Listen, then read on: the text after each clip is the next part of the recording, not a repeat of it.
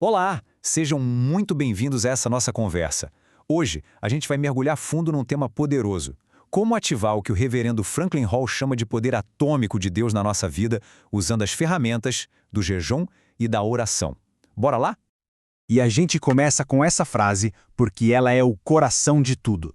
O nosso objetivo aqui é que, através do que vamos compartilhar, cada um possa ter uma experiência que realmente marque, que transforme.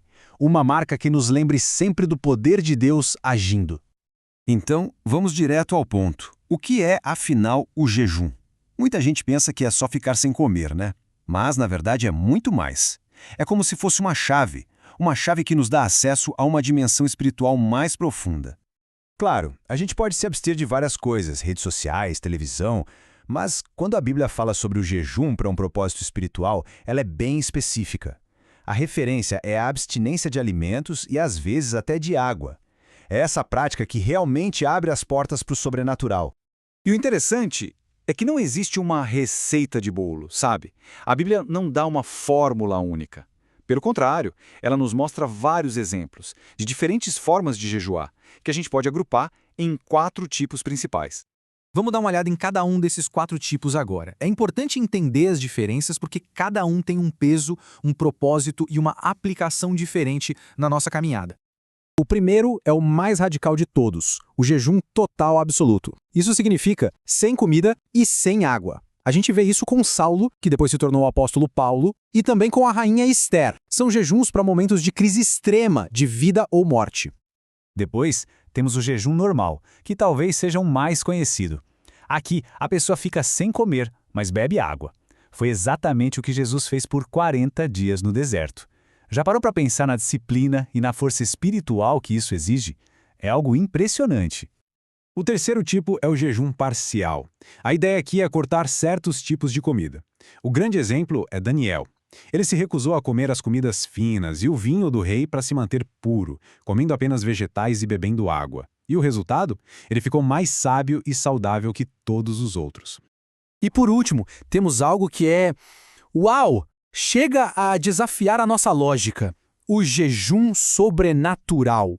É algo raríssimo que acontece quando alguém está tão imerso na presença de Deus que o próprio Deus sustenta o corpo da pessoa. Foi o que aconteceu com Moisés lá no Monte Sinai. Ok, conhecemos os tipos. Mas aí vem a pergunta de $1 milhão, né? Quando a gente deve começar a jejuar?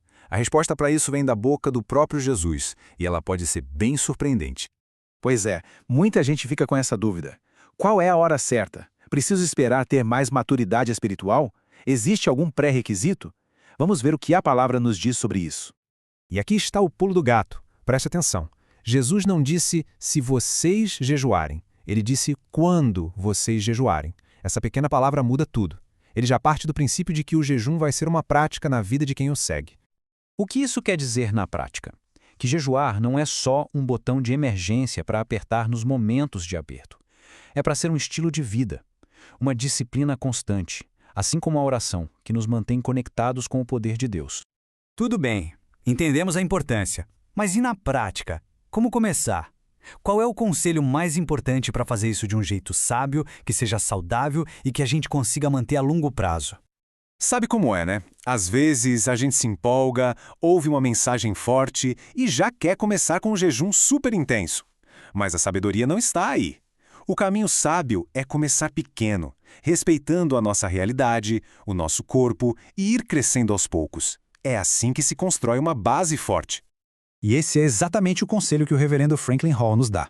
Comece de leve, dê um passo de cada vez. Não precisa ter pressa. O mais importante é começar e ter consistência. Com o tempo, é incrível ver o que o nosso corpo e o nosso espírito são capazes de fazer. Bom, se tudo que a gente conversou até aqui acendeu uma chama aí dentro, saiba que isso é só o começo da jornada. Vamos ver agora quais são os próximos passos para quem quer ir mais fundo nesse assunto. A primeira dica para quem quer um guia completo mesmo é adquirir o livro que baseou todo esse nosso estudo. O link para comprar na Amazon está aqui na descrição. E o segundo passo, que é muito importante, continue com a gente nessa jornada. Se inscreva aqui no canal, ative as notificações e compartilhe, porque no nosso próximo encontro, eu prometo, teremos um anúncio bem especial. A verdade é que essa jornada para destravar o poder de Deus começa com uma decisão. A pergunta que fica no ar é: tudo pronto para dar esse primeiro passo? A gente se vê no nosso próximo encontro. Até lá!